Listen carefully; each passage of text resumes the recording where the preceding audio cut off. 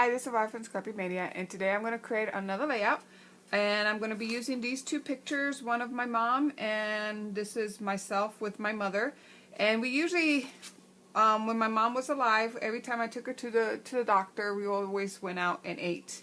I would take her out to her favorite food place were IHOP. So every time you asked her where do you want to go, she always went to IHOP. So this is a picture of her at IHOP, and she always had breakfast whenever we went out.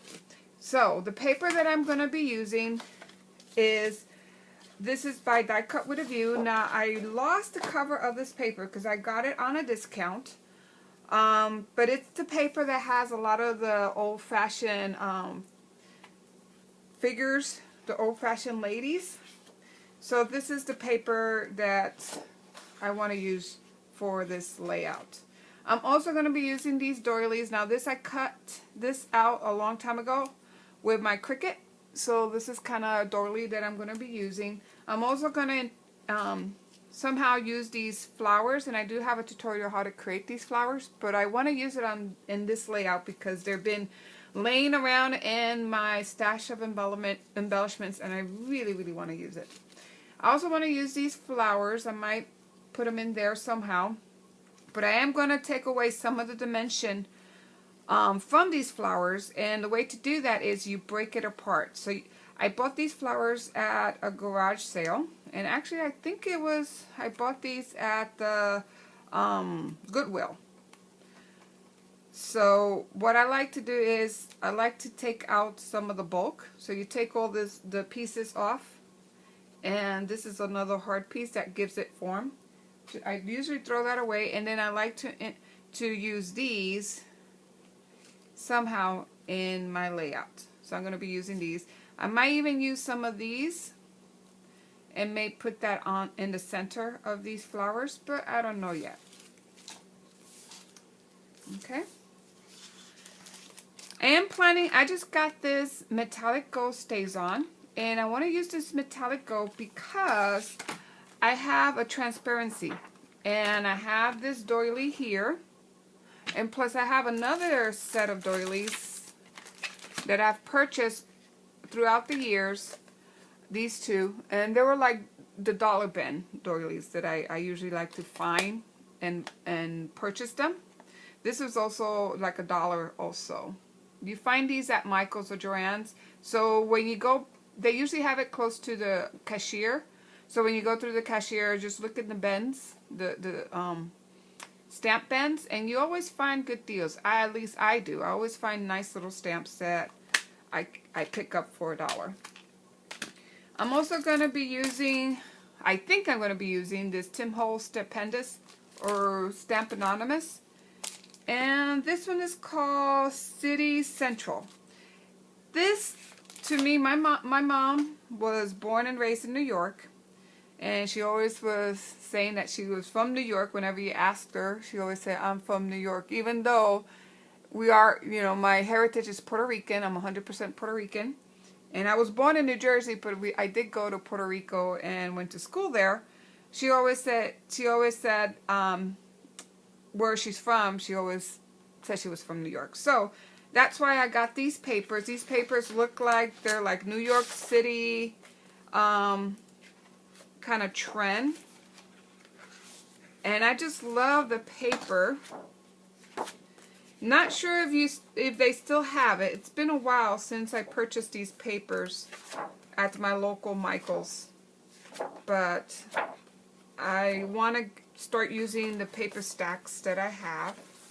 And I love this one. I feel this one is like ideal for cutting out and putting in on layouts. I really like this one too. And look how pretty these are. Especially the animal print. I really like that one. And I've used some of these for some of my layouts, but that's why I decided to use this paper, because of that New York feel. And then I'm going to use some of this stamp. I think I'm going to use Life is Good maybe, or I'm not sure yet which of these stamps I'm going to use, but I'm going to use these to create some of my clusters. I already went ahead and stamped some stars. I used this stamp. I stamped the stars, and then I used some of my washable crayons, and I took a little bit of water with a paintbrush, and I just blend in the color a little bit. I'm going to cut them out and use them as little accents throughout my page. And then I also have some other stamps in here that I may use. This one says enjoy, good stuff, shine, fancy that, and I think I like that one that says fancy that. And then I have another stamp, live, be bold, have fun, and dream. So I think these are enough for my embellishments. I may be using this for my journaling. It says family, and it also has some rhinestones, so I might use that for some journaling. I definitely want to use this corner mounter, it's called. It's by We Are Memory Keepers, and it's supposed to be used so you can make slits on your mats, and then just put your pictures inside those slits. So I got this just recently, and I really want to use it, so I think I'm going to use it for this layout. So let's go ahead and get started. So the first thing I want to do is I'm going to break out my metallic StazOn, and this is the gold. And the instruction says that you take, and the reason why I bought it because it was really on sale, it was $7. The instruction says you put 8 drops on one side, and then you use that little spatula that it came with, and you spread it across the pad. So here I'm just cleaning out my stamp, and then now I made the mistake when I first did it. I kind of moved it, and you really cannot move it. So what you're going to do is, because it is a slick surface, you're just going to tap it and then lift it up, like you see there. So I do a couple more like that. I just mainly tap it and then lightly tap and pick it up. And then I decided that I wanted some sparkle because it wasn't really that sparkly and it wasn't really showing that much. So I took some of my glitter embossing powder. And then you got to be careful with the heat gun because you don't want to melt the plastic, but it does work as long as you really don't, you move the heat gun back and forth and do not stay on one spot, and you'll be fine. Then here I'm just taking one of the larger doily, just stamping it, and then not really moving it or anything like that. After I stamp it, I put some more of that embossing glitter, and then carefully you just melt the embossing powder. So I did that a couple more times and I cut them out. And here I had them all cut out, and I did it off camera so that way you didn't have to see me tediously cutting all these doilies out. And I set them aside. So now I'm ready to kind of start assembling some of my page. And I felt like it needed a background, so that's why I pulled that dark stripe 12 by 12 that you see there. I'm going to use that to back my base page. So here I'm attempting to use this to create the slots, and I kind of measure it against the picture to see which one I'm going to use, like you see there. And I decided to use the second one's in. And one thing with this tool, it takes a little bit getting used to. I really wasn't able to really push it down all the way down. And you'll see in a moment, I end up using my scissors to kind of cut in between it because it didn't really cut all the way in. And this is the first time I use it. The second time I used it again with the oven. If you look at my tutorial on the cupcake oven that I created, I used it to create the little handle so that way the oven door didn't fall into my box. And in that tutorial you saw how I was struggling a little bit with it. So I don't know, the only reason why I got this tool is because it was on sale and I wanted to try it out, but I wouldn't recommend it necessarily. It gets a little getting used to. Maybe on the third try I might learn to use it, but at this point it really doesn't cut the paper all the way through. I end up having to always use my scissors to kind of finish the slit. So here I got my pictures matted. So I love the detail of this paper, and I really didn't want to lose that detail when I placed my strip of pattern paper, the one that has the argyle on top. So I decided just to cut around the detail, and then I'm going to slip my strip of pattern paper behind my cut image there. And by the way, that strip I believe is 6 by 12. And it just fits nicely and gives it a nice backdrop, my pictures. And I'm just making sure that it has a lot of glue so that way it won't lift up later on in my album. And then I felt like it needed something, so I decided to cut it down a little bit, like a 1/4 inch on each side, on two sides. And then I'm going to mount that on, well, before I mount it, I'm going to distress it a little bit to give it that weather look. And then I'm using, what you see there is actually, that's a foot file. And I use it a lot. I like using my foot file when I distress my pages because it kind of gets rid of the fuzz, and it flattens down the edges. I don't really like when the edges are very fluffy. I like to kind of flatten it down a little bit. So here I'm going to use this strip of paper, this background paper. It's from the same collection, and I'm distressing the edges. Now this one I'm really distressing the edges. And after I do that, I do the same technique. I take my foot file and I kind of like distress it a little more.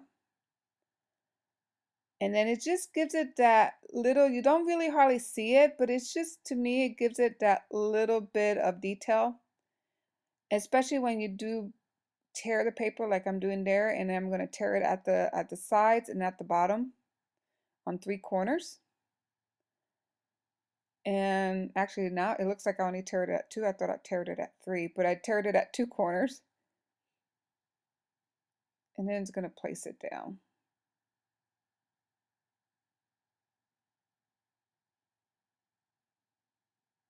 And I just couldn't get it even, so that's why I kept peeling it off. And that's why I like to use stick glue and not the real ATG or real sticky glue, because every once in a while I don't really put it down evenly, so I have to like rip it apart and then place it back down. So then I decided to use a little bit of stitching on the edges, and just to give it the antique look and that weather look, distress look. And if this little sewing machine, you can purchase these at Walmart. These are these handheld machines. They're perfect for crafting. I really, really enjoy using it. I use it a lot, actually. Now, I never used it for fabric because I do have a regular sewing machine, and I only bought it for sewing on my pages. And it also only has straight stitch, so you don't get the fancy zigzag or anything like that, but it's good enough. So now I'm ready to place my pictures with my mats, and just putting my first one down and my second one. And the sponge that you see me using is a cosmetic sponge that I bought at the dollar store, and I like using that so whenever my hands are inky, I don't put my inky hands on the pictures and ruin the pictures, because I've done that before. Now I'm using black ink from Stampin' Up, and I'm going to double ink that image because it didn't really come out how I wanted it. It wasn't as strong as I wanted, so I stamped it again to kind of make it just a little more intense to color. Now I'm going to start putting some clusters on the top upper left-hand side, and then I'm just kind of auditioning some of my embellishments and see where I want to go ahead and place some of these clusters. So here I'm pulling apart the flowers and I'm kind of placing them around the pages. And as you can see, I already started doing my cluster. So I have a little cluster on the upper left hand corner, and your eyes are going to travel from that cluster, and then it'll travel down where the pictures are, and then it's going to travel, your eye will naturally travel all the way down to the second cluster on the bottom right. And I'm just starting to stamp things and cut things apart for my embellishments. And I got that little stamp that says family, and it's perfect for journaling. So I decided to cut it out and try to see if it's going to work there. And I also started putting some of the transparencies that I've created, the dolly transparencies. And that's going to be, it's going to go behind my flowers. I'm breaking these apart. And then what I'm using for the centers for these flowers are going to be some rhinestones. Actually, I have some brads that are on the form of rhinestones. And that's what I'm using for the centers of all these flowers. And this is an economical way that you can get scrapbook silk flowers for your scrapbooks without paying the scrapbook prices that sometimes you do when you buy Petaloo or Prima flowers and things like that. And you saw me cut the tag, and it's because, or my journaling spot, it's because it didn't really fit underneath the picture or next to the flower there, so I decided to cut it and use the remainder of the cutout piece. I put it on top for my top cluster. And notice that I'm making a cluster of 3, and the flowers, the red flowers, I put 1 on each of the cluster to bring those colors together. Notice that I have no red anywhere in my pictures, and because I wanted to introduce some red, you really need to repeat it at least once or twice in your layout. So I'm going to cut that doily in half, and I'm just going to place them underneath, tuck them underneath the main mat. And here I'm just cutting out some more of my stars, and notice the stars are red, and that's reinforcing that red color in my color scheme. So I'm going to start placing things down and inking the edges of my doily so that way they will stand out in the background. And if you have a Cricut, a lot of times if you have noticed that when you have intricate cuts, it really doesn't cut it all the way through. I always end up using a pick or even my craft knife to kind of cut all the way through. And I don't know if it's the blade or it's the paper, I just don't know, but I'm always having issues with intricate cuts with my Cricut. So here I'm starting to place everything down. I'm using hot glue. And hot glue is a wonderful glue for putting bulky embellishments. And I'm almost done with this layout. Just finishing the touches here. Again, my Cricut didn't do a good job to get rid of all the extra pieces of paper. It didn't really cut all the way through. So I'm using a pick to kind of cut through that doily.